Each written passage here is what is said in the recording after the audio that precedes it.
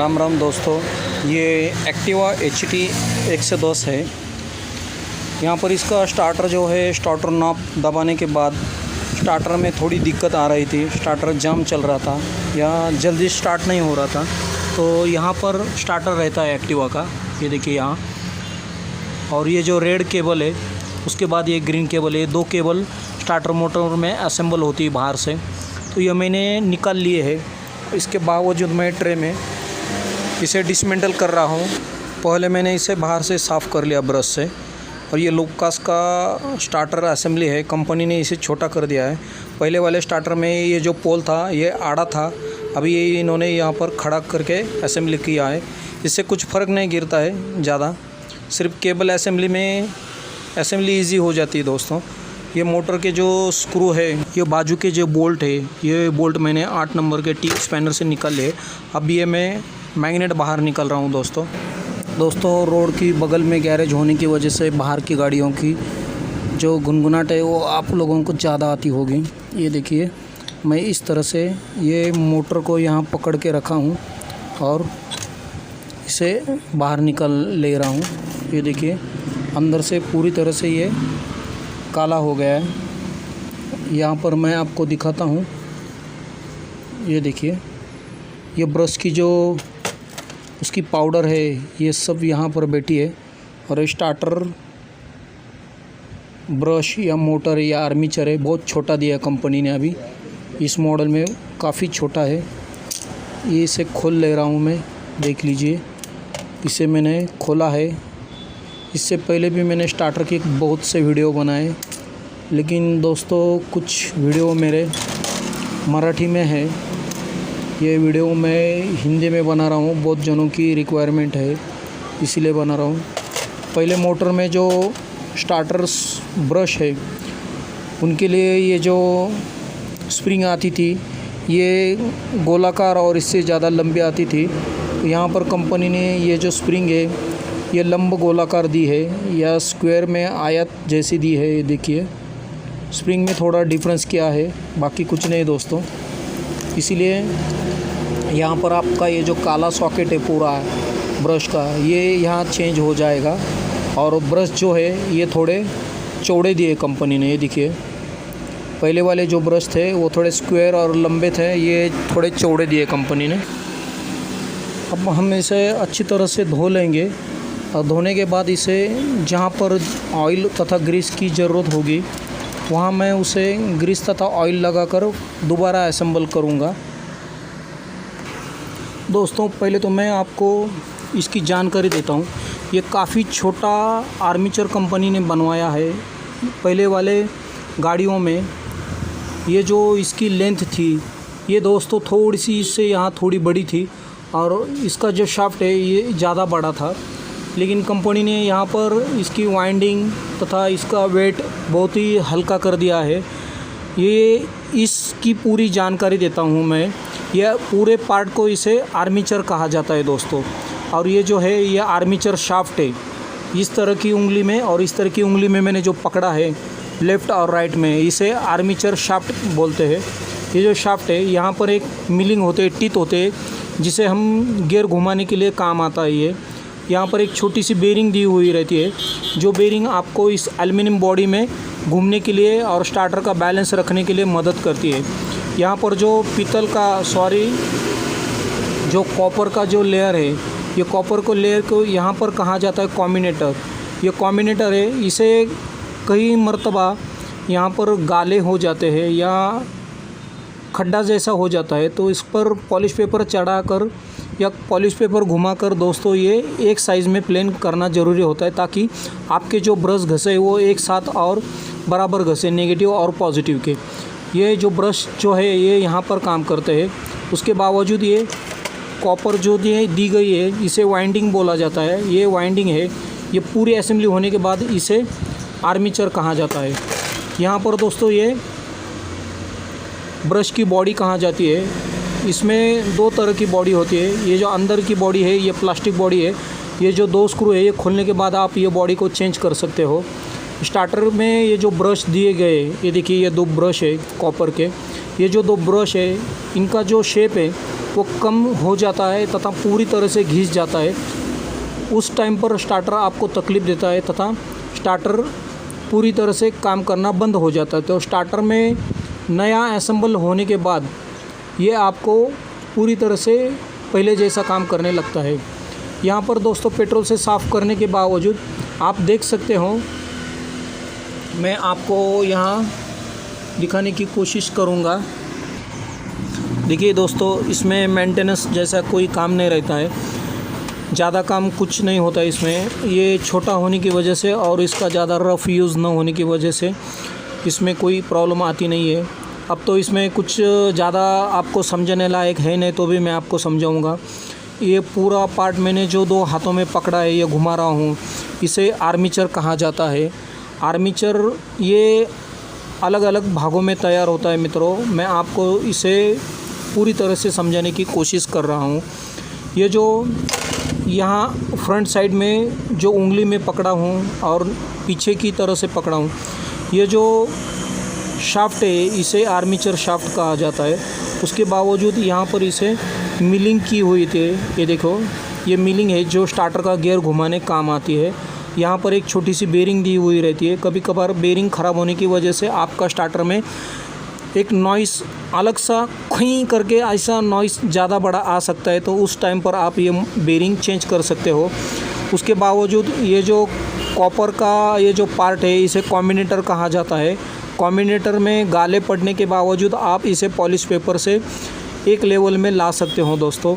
उसके बाद ये जो कॉपर की वायरें है इसे कभी स्क्रू ड्राइवर ना लगाए या कोई हथियार ना लगाए, ताकि इसका जो वाइंडिंग है वो जो कनेक्शन है ख़राब हो जाएगा। आपका आर्मीचर तथा स्टार्टर पूरी तरह से काम नहीं आएगा दोस्तों। यहाँ पर किसी स्टार्टर को देख सकते हैं आप खोलने के बाद। 2 मिनट्स। ये जो लाइनिंग वाली पट्टियाँ है दोस्तों, ये पूरी तरह से एक पार्ट नहीं रहता है। ये इस तरह से, ये जो आपको स्टार की तरह से एक फूल की तरह से दिख रहा है, ये देखिए, ये सब पार्ट देखेंगे आप एक ही साथ तो ये फूल की तरह से दिखता है। तो ये अनेक पट्टियों से बना रहता है। एक वॉशर की तरह इसका डिज़ाइन है, वॉशर की तरह। ये एक के ऊपर एक असेंबल की जाती है। ये बाद में एक एक निकल सकते हैं। आप ये जो लाइनिंग देख रहे हो, ये लाइनिंग नहीं है, ये एक एक पार्ट मिला के ये पूरा पार्ट बनाया हुआ है।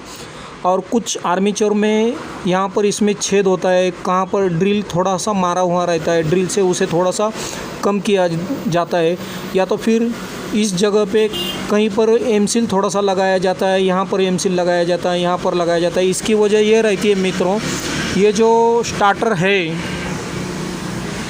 ये जब बनाया जाता है तो इसके लिए दोस्तों इसका बैलेंस होना ज़रूरी रहता है। जब इसका बैलेंस करने वाले लोग अलग रहते हैं। ये गैरेज वालों का तथा आर्मीचर स्टार्टर बनाने वालों का काम नहीं है। जहाँ पर ये मोटर तैयार होता है या आर्मीचर तैयार होता है, वही लोग इसका बैलेंस बनाकर मार्केट में भेज देते हैं। जहाँ पर इसका छेद होता है, जैसे कि हम व्हील की कोई रिम आउट निकालते हैं तो अलग अलग स्पोक टाइट करते हैं, कुछ लूज़ करते हैं, उसी तरह से यहाँ पर इसका छेद करके या एमसील के कुछ छोटे मोटे बूंदे लगाकर इसे बैलेंस में लाया जाता है।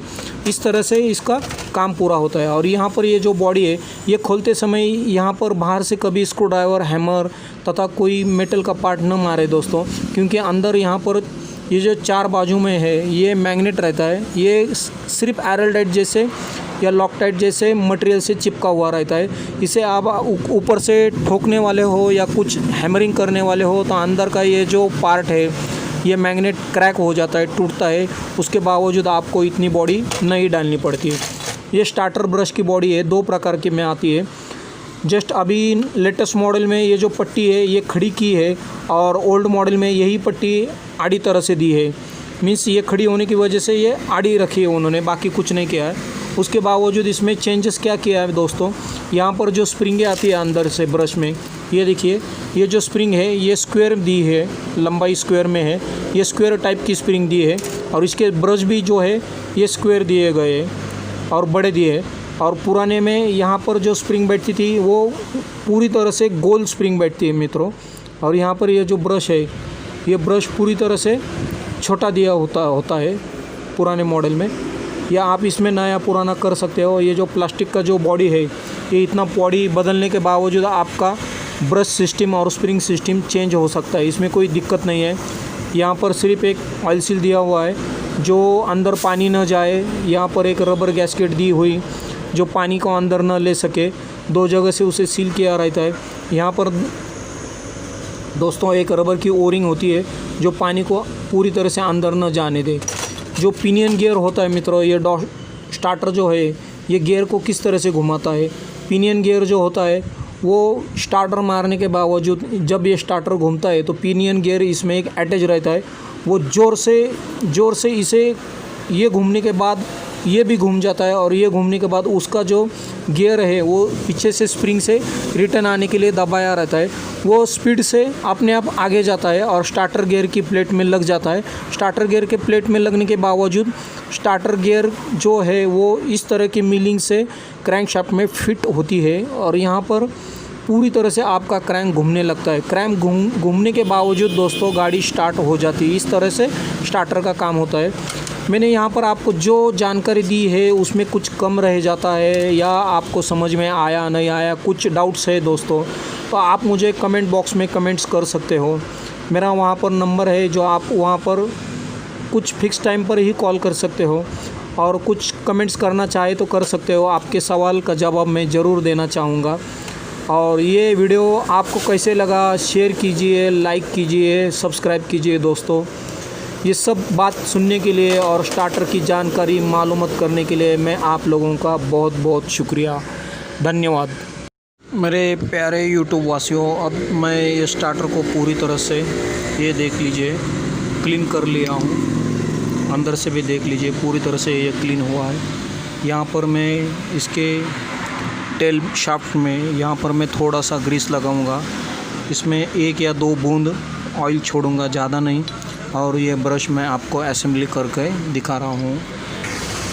देखिए दोस्तों, नए और पुराने स्टार्टर में सिर्फ फ़र्क इतना हुआ है कि आमने सामने ब्रश जो रहते थे अब बाजू में ब्रश हो गए। यहाँ पर प्लस का ब्रश है और ये आर्थिंग ब्रश है, 2 तरह से ब्रश है। अब मैं ये जो 2 टाइप की स्प्रिंग है, स्क्वायर 2 स्प्रिंग है, ये स्प्रिंग में इस छेद में बिठाने के बाद ये देख लीजिए यहाँ पर बिठाऊंगा और यहाँ पर एक स्प्रिंग बिठाऊंगा।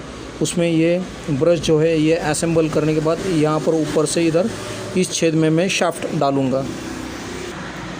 देख सकते हैं दोस्तों, यहाँ पर मैं स्प्रिंग डाल चुका हूँ। अब उसके बाद मैं यहाँ ब्रश लगवाऊंगा।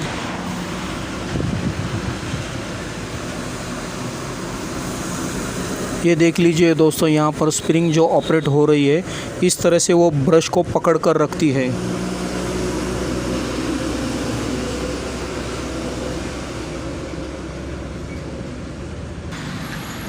बेरिंग के ऊपर मैंने 2 बूंद ऑयल के डाल चुका हूँ मैं, और इसे पोंछ लूँगा। बाद में इस शाफ्ट में मैंने थोड़ा सा ग्रीस लगाया हूँ। इस तरह से मैंने आर्मीचर को यहाँ असेंबल कर लिया हूँ दोस्तों। ये देख लीजिए, ये जो एक ब्रश है और ये दूसरा है। इस तरह से आर्मीचर असेंबल होने के बाद दोस्तों यहाँ पर एक रबर की गैस्केट है वो लगाई जाती है। उसके बाद मैं उसका मैग्नेट लगाऊंगा। ये जो मैग्नेट है ये देखिए, ये मैग्नेट लगाऊंगा। ये देखिए मेरे हाथ में पूरा स्टार्टर असेंबल हो गया है। यहाँ पर मैं 2 बोल्ट लगा रहा हूँ। ये जो 2 बोल्ट लग चुके हैं ये हमें कसना है। ये 2 बोल्ट मैं 8 की टी स्पैनर के सहायता से इसे दोस्तों मैं कस लूँ। इस तरह से मेरा ये स्टार्टर कंप्लीट हो चुका है दोस्तों। इसे मैंने यहाँ पर बैटरी करंट देकर बाहर ही चेक कर लिया हूँ, क्योंकि ये देखिए,